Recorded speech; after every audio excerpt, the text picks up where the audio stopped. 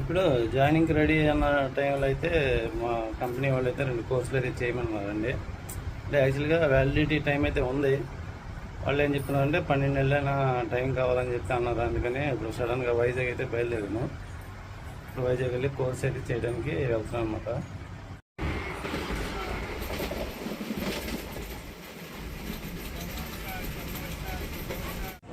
వైజాగ్ వెళ్ళేటప్పుడు చూడొచ్చండి, మేఘాలు అయితే కొండను తాకినట్లుగా అయితే కనిపిస్తున్నాయి. చాలా బాగుంది వాతావరణం అయితే.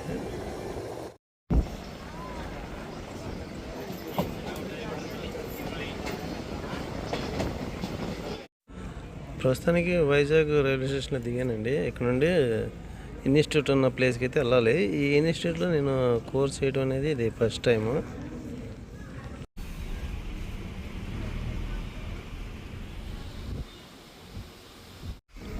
ఇంకా ట్రైన్ దిగిన తర్వాత నేను డైరెక్ట్గా ఇన్స్టిట్యూట్కి వెళ్ళడానికి అయితే బస్సులో కూర్చున్నానండి.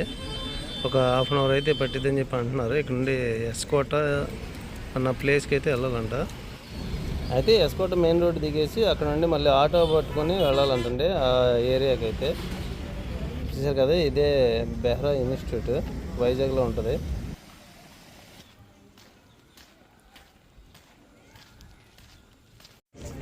అయితే ఇప్పుడు కాలేజీ లోపలైతే ఎంటర్ అయ్యానండి. అక్కడికి వెళ్ళి అకామిడేషన్ ఉన్నాము కనుక్కోవాలి.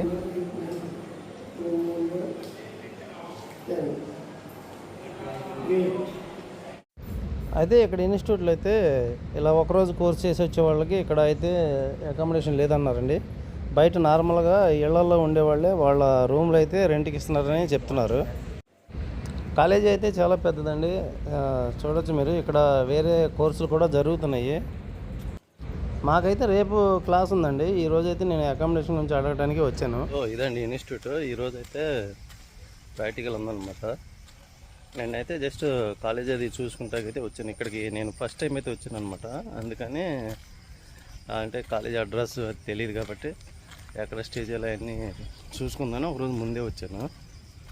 సో అది చాలా ప్లస్ అయిందనమాట. ఎందుకంటే ఇక్కడ ఎప్పుడు పడితే అప్పుడు రావడానికి కన్వీనియంట్గా ట్రైన్స్ అయితే లేవంట, ట్రైన్స్ కానీ బస్సులు కానీ. సో రోజు ముందు రావడం అనేది చాలా మంచి పని అయింది. ఇక్కడ వర్షాలు పడుతున్నాయి, అందుచేత కొంచెం బురదగా అయితే ఉంది, చూస్తున్నారు కదా.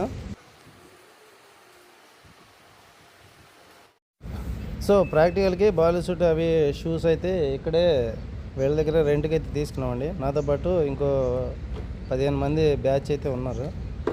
చూస్తున్నారు కదా, వీళ్ళందరూ ప్రాక్టికల్కి వచ్చిన వాళ్ళే.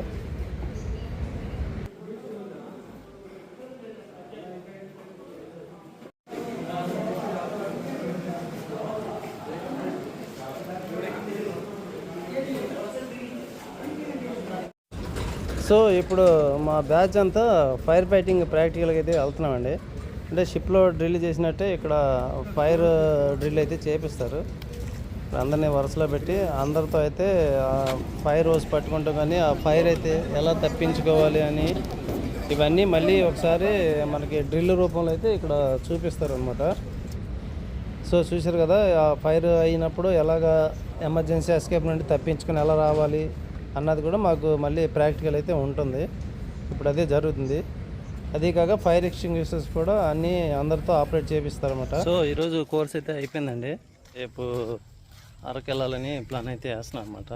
ఫ్యామిలీని అయితే రేపు వైజాగ్ రమ్మన్నాను. వాళ్ళు వచ్చిన తర్వాత కలిసి అరకు అయితే ప్లాన్ చేస్తున్నాను. సో ఎప్పుడు అరకు అయితే వెళ్ళలేదన్నమాట. ఈసారి ఎలాగైనా వెళ్ళాలని చెప్పి ప్లాన్ అయితే చేశాను. సో గైస్, ఇదండి ఈ వీడియో నచ్చినట్టయితే లైక్ చేసి సబ్స్క్రైబ్ చేయండి. Rao captures. Thank you for watching.